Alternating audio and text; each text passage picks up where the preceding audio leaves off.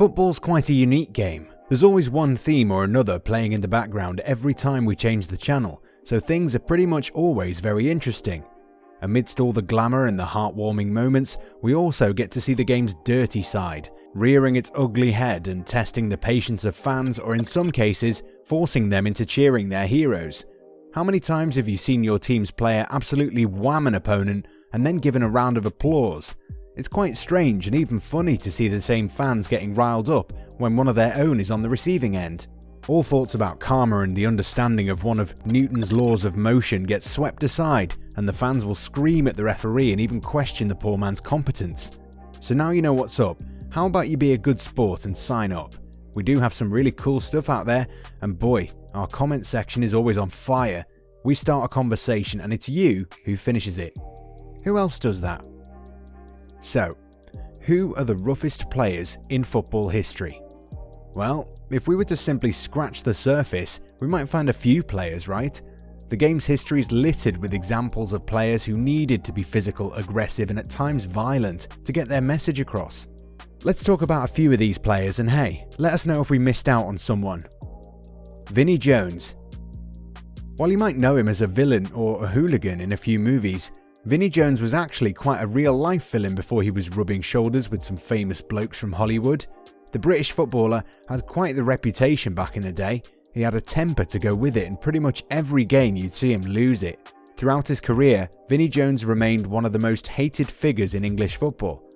Always looking forward to committing an early foul and letting his opponent know who's the boss, Jones was part of the Wimbledon Football Club team that became known as the Crazy Gang.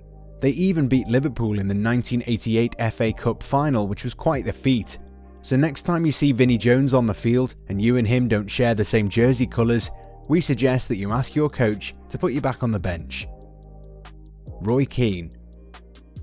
While Vinnie Jones became the baddest man in English football during the 80s, Roy Keane was the hard man of the Premier League during the late 90s and early 2000s. The Irishman was never far away from controversy. He was always up for a battle, and you could count on him to leave his mark in games or even players in some cases. Since he retired, there have been many other Premier League players who play hard, but no one can come close to the former Man United captain. In a 17-year career, the midfielder racked up 14 red cards, while also becoming a much-loved player at Old Trafford. The other stadiums in England, though, never really liked him due to his playing style and proclivity to add more controversy to proceedings.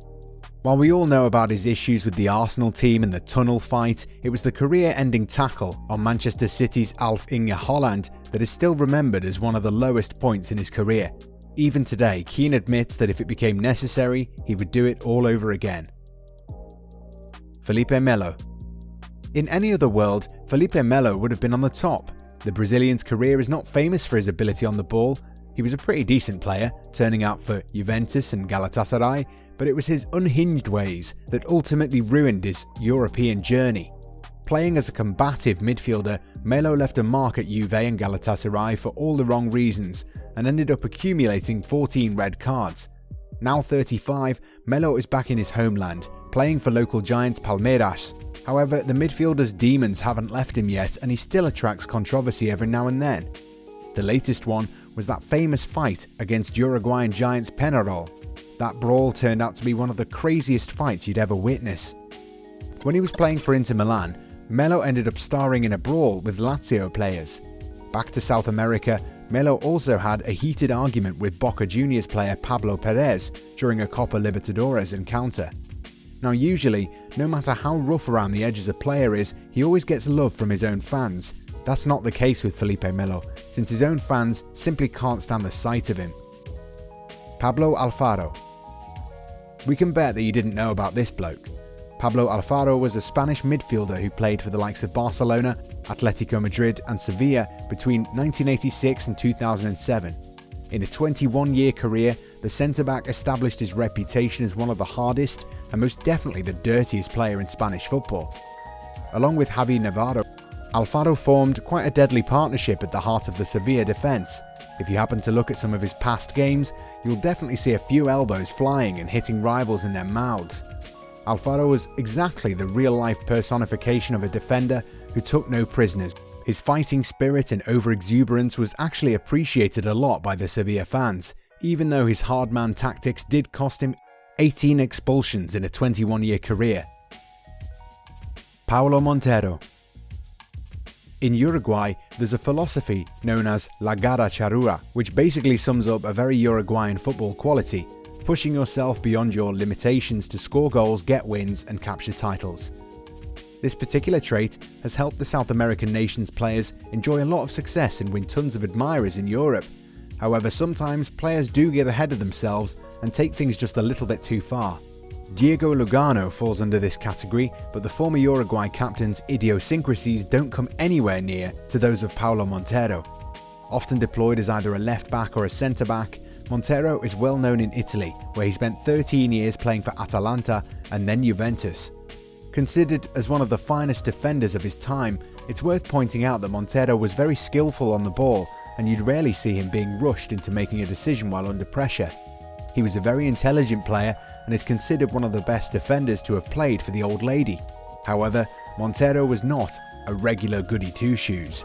The Uruguayan was as nasty as they come, holding the record for the most red cards received by a player in Serie A history after being given his marching orders 16 times. He had a knack for picking up unnecessary bookings, and former Man United winger Ryan Giggs admits that Monteiro, alongside Ciro Ferrara, was the toughest defender he played against, before revealing that he was always very hard in his challenges. Alexis Ruano. Yet another relatively unknown player, but those of you who are mad about La Liga would know who we're talking about. Ruano was a tough tackling defender who simply didn't know how to defend any other way. In Spain, he had a reputation of someone whose temper would get the better of him. After racking up around 22 red cards in both La Liga and the Segunda divisions, Ruano left for Saudi Arabia as the rest of the Spanish footballing fraternity heaved a collective sigh of relief. But after being done with Al Ahly, Ruano returned to play for Racing de Santander. Sergio Ramos. Now at the tail end of his career, Sergio Ramos will go down in history books as one of the greatest defenders of all time. After starting out as a fullback at Sevilla, Ramos eventually became a centre-back at Real Madrid, and no matter what people say, he's been on top of the footballing world for the majority of his playing career. A scoring defender. How many defenders can claim to be all that and more? But yes, it's also true that Ramos is one of the roughest players in the game today. At times, the veteran defender just can't control himself, which has resulted in several red cards throughout what is a very successful career. After racking up 25 red cards in his career, Ramos might even reach the revered 30 red card mark, which would add a rather unnecessary record to an otherwise stellar resume. During his time at Madrid, Ramos has been heavily involved in some very serious clashes with bitter rivals Barcelona. Lionel Messi has also gotten on the receiving end of Ramos's temper flares.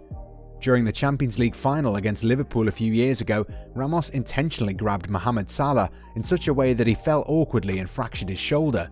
The incident caused quite a stir in the footballing community, but hey, Ramos got away with it and added another Champions League medal to his collection. Diego Costa. The Spanish forward is well known for his temper on the pitch. However, it's not overtly angry gestures that make him who he is. Costa is great at winding up opponents, getting inside their heads and forcing them into reacting before standing tall above them. But yes, when Costa loses it, he's like a thunderstorm.